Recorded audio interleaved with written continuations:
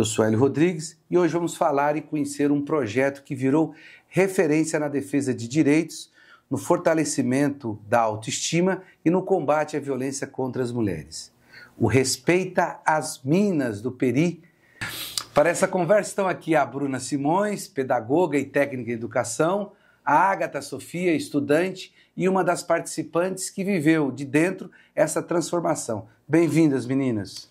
Muito obrigada pelo convite. Para nós é um prazer estar aqui para falar do nosso projeto. Obrigada. Bom, antes de começar o nosso bate-papo, vamos ver a linha do tempo que mostra a história e a evolução do grupo até aqui. Solta a linha do tempo aí, produção.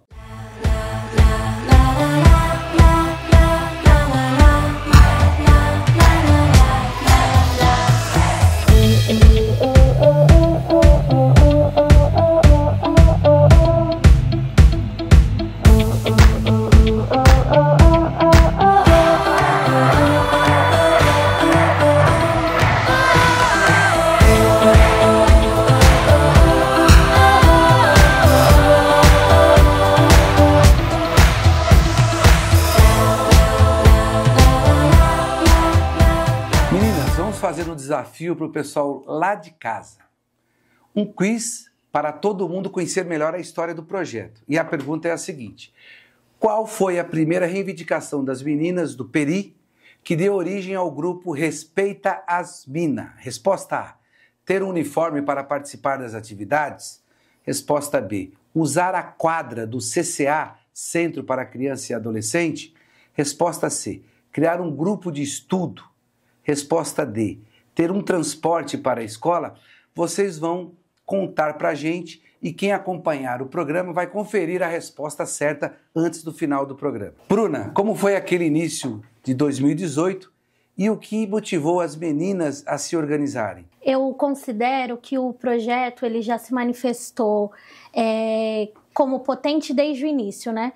Porque as meninas, elas começaram a se organizar para fazer uso da quadra.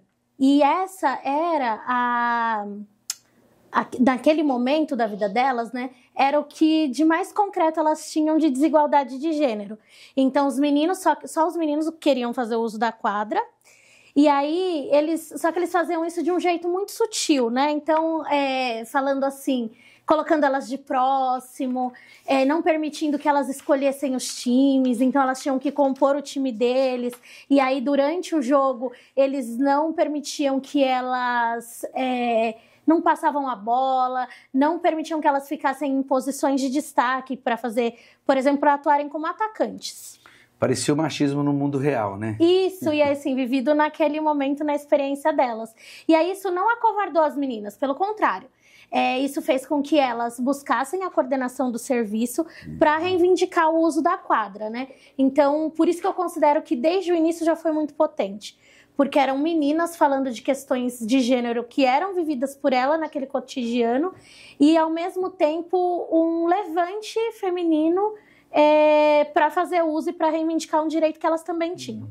Ágata, o que te chamou a atenção e por que você entrou nesse grupo? Que rolê que foi esse aí? Bom, quando já começou o grupo, eu era pequena. E eu era do CCA, né? Que foi o Centro para Crianças e Adolescentes. Eu estudava, eu já achava muito interessante. E aí, conforme eu fui ficando mais velha, eu não tinha muito o que fazer depois da escola.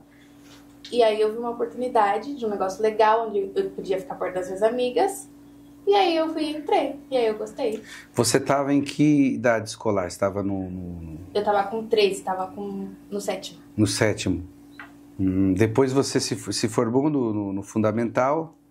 Não. Não? No 9º. Tá no 9º? Tá no 9º. Ah, você tá com quantos anos hoje? 15. Tá com 15. É que ela falou assim, quando eu era bem pequena, eu falei, era bem pequena. Isso só fazem 2 anos, né? Não, quando eu era pequena. Eu pequena? Acho que uns 8. Ah, que você entrou no CCA, que você acompanhou todas as atividades, aquelas atividades... de contraturno. De contraturnos, né? Ah. Então, as meninas que eram mais velhas, elas ficavam lá e participavam desse grupo do Respeito às Minas. Bom, esse é um setor que geralmente o Estado não gosta de colocar recurso ou por falta de competência ou por questões bem objetivas de você não apoiar o desenvolvimento das pessoas na faixa etária tão importante como essa. E como é que vocês tocaram os projetos lá, mesmo sem recurso, com todas as dificuldades? Então, eu acho que é importante esse ponto que você está levantando, porque é justamente isso, né? Esse serviço, ele é um serviço da pasta de assistência social, então aqui no nosso município é uma pasta que sofre bastante, porque tem uma motivação do Estado em não garantir o mínimo para a execução desses serviços. O que a gente vai acompanhando ao longo dos anos é essa investida em querer fechar serviços, em não aditar convênios. Então, mesmo sem os recursos, a gente tocou essas atividades pelo compromisso. O compromisso com a pauta da infância e da adolescência e o compromisso também com as mulheres, porque a gente percebeu que as meninas muito novas já estavam passando e sentindo na pele essas questões das desigualdades de gênero. Bom, a gente vai para um comercial e voltamos já já.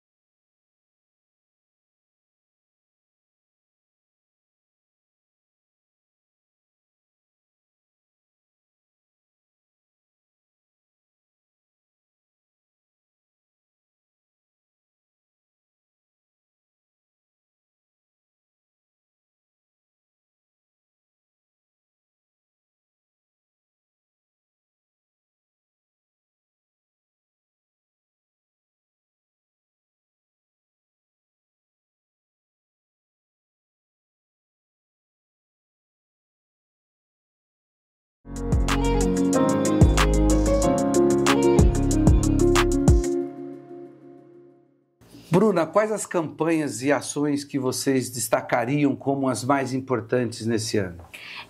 Com a vinda do recurso, né, a partir da emenda parlamentar, nós conseguimos realizar, né, fazer uma escrita do projeto e nele nós previmos a realização de 2 campanhas. A primeira campanha foi Se Liga, Respeita as Minas, que era uma campanha com o objetivo de discutir o que é violência de gênero. Então, as meninas produziram vídeos, e esses vídeos foram divulgados nas redes sociais da organização social que acolheu o projeto, que é o Cefras, e além disso, nós estivemos no 8 de março com as meninas, e as meninas também distribuíram, a partir da perspectiva delas, o que era violência de gênero. Então, nós construímos um material e distribuímos no dia 8 de março. Realizamos, além da participação na Paulista, nós realizamos uma ação no território. Então, fomos numa feira que é muito frequentada pelos moradores do Jardim Peri e fizemos a distribuição desse material. E eu acho que isso foi muito relevante e importante, porque foi uma forma da gente fazer uma manifestação sobre essa temática dentro do território, que normalmente é algo que fica mais distanciado assim, das pessoas. Então, eu considero essa como uma das ações importantes.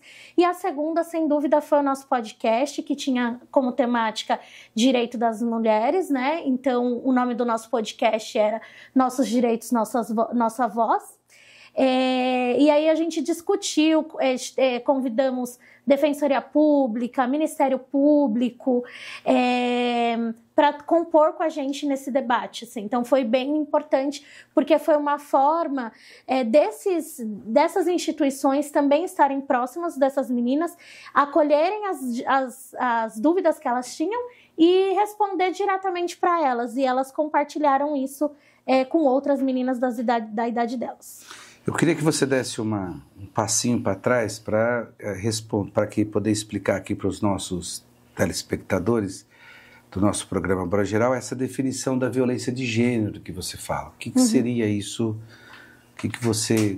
Como é que você explica isso para uma pessoa que não entende essa palavra gênero Bom, para nós, né, e esse foi o trabalho que nós realizamos com as meninas, violência de gênero é toda a violência que acontece em decorrência do gênero da pessoa. Então, por exemplo, no caso das adolescentes, é toda a violência que elas sofrem só pelo fato delas serem meninas. Então, por exemplo, não é comum a gente ver meninos serem assediados com elogios, com cantadas, mas as meninas já são. Então, isso a gente caracteriza como violência de gênero. Mais algum exemplo? Não, acho que tá bom, bem colocado. Agatha, qual foi essa ação que mais te marcou durante esse projeto? Na minha opinião, foi o podcast, porque a gente teve a oportunidade de mostrar o que é o Respeita e também a violência de gênero para outras meninas de outras quebradas e de outros lugares. E o que é o Respeita? Respeita como eu posso dizer? É acolhedor. Acolheu a gente, que é da quebrada. Na verdade, a gente... Por exemplo, a gente entrava no ônibus, um cara mexia com a gente. A gente não entendia que isso era errado. Pra gente era normal. Então a gente relevava. Depois Respeita, não. A gente entendeu que isso é errado. Que ele tá avançando um sinal que é um sinal de desrespeito contra... No caso, vocês que estão lá, é uma forma de assédio, né? Uma forma de perturbação. E aí, com o podcast, a gente teve a oportunidade de mostrar para outras meninas que isso é um assédio e pode denunciar também. Então, você teve mais consciência de você enquanto menina e os seus direitos também. É um pouco isso, você está tendo ideia e noção dos direitos que vocês têm. Sim. Ah, que legal. E você também viu isso pro desenvolvimento delas? Sim, foi muito importante observar isso e aí por que foi muito interessante? Porque às vezes a gente, como mulher adulta, militante dessa pauta, às vezes acha que a gente está conseguindo alcançar todo mundo da mesma forma e da mesma maneira. E aí no projeto eu percebi que não, que às vezes nas quebradas isso é tão naturalizado que cabe ainda uma conversa e um diálogo com as meninas para elas entenderem isso. Porque senão vai naturalizando de uma forma que elas vão, inclusive, não se protegendo, né, desse tipo de violência. E aí, quando a gente não protege, o que a gente tem lá na frente é muito pior, né? São as violências consolidadas. E aí que começa nesse lugar do assédio, mas que depois elas experimentam isso num lugar de uma violência doméstica, porque é tão naturalizado, que faz com que elas ignorem isso que acontece por conta da naturalidade que vão dando para isso. E tem o caso que vocês foram visitar um grupo de mulheres que participam do carnaval. Sim. Né? E vocês foram conversar com elas para saber como é que brinca no carnaval, é isso? Sim, a gente entrevistou elas para saber como que elas iriam reagir. Se algum cara desse em cima, né? Fizesse essas gracinhas mesmo. Aí elas responderam. E foi importante porque tem essa troca intergeracional. Então, as meninas que participam do Ilu Obadmin são mulheres adultas, e eram mulheres adultas contando para as meninas como que elas fazem para se proteger, né, no carnaval. E aí, sendo o Iluo Badmin um bloco de carnaval onde todas as percussionistas são mulheres, também foi importante porque a gente percebeu que ainda o fato delas estarem em bloco, de ser um número expressivo de mulheres, isso não exclui as tentativas e as investidas do assédio no carnaval em relação às mulheres. A gente vai pedir para a produção colocar um pouco dessa reportagem que vocês fizeram com o grupo. Sim.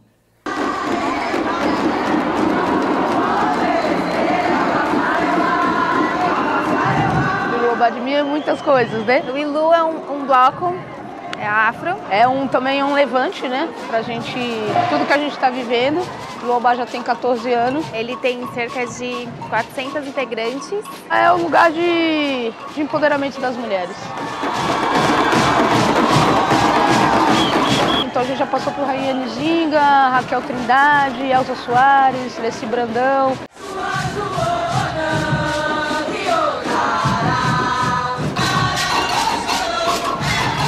Ilu Obademin, Ilu significa tambor. Oba quer dizer uma referência a Xangô, que ele é o rei. Demin é uma licença poética sobre as pesquisas que a Beth fez, que traz como mãos que tocam tambores. Então, Ilu Obademin quer dizer mulheres que tocam tambores para o rei Xangô.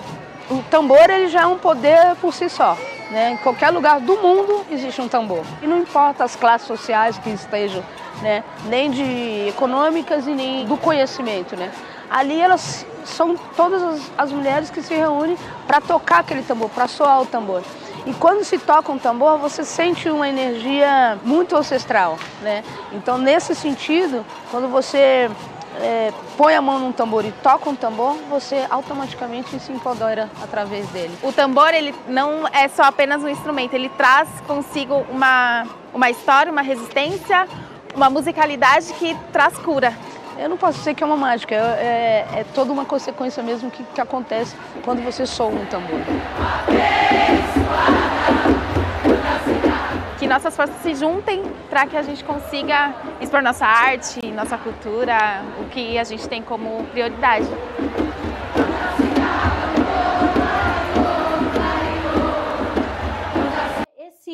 Esse bloco, ele é um bloco muito tradicional aqui na cidade de São Paulo.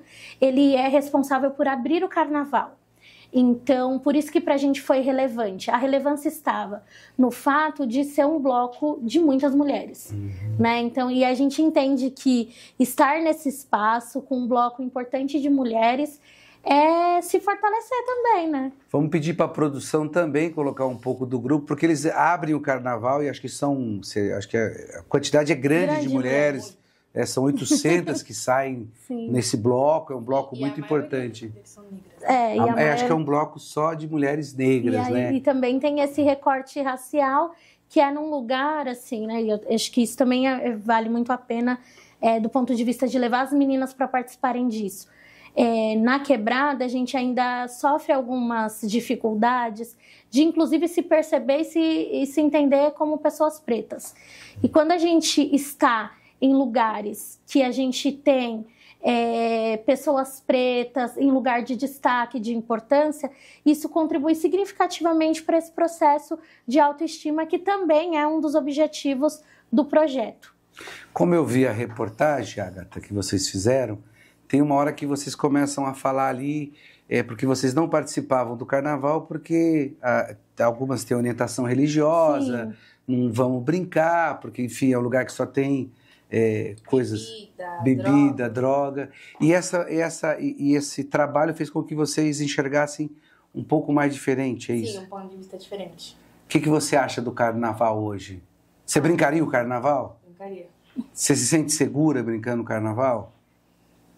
Mais ou menos. Mais ou menos. Mas você sabe quando você sofre algum tipo de violência, você sabe como essa violência que nós estamos tratando, né? Sim.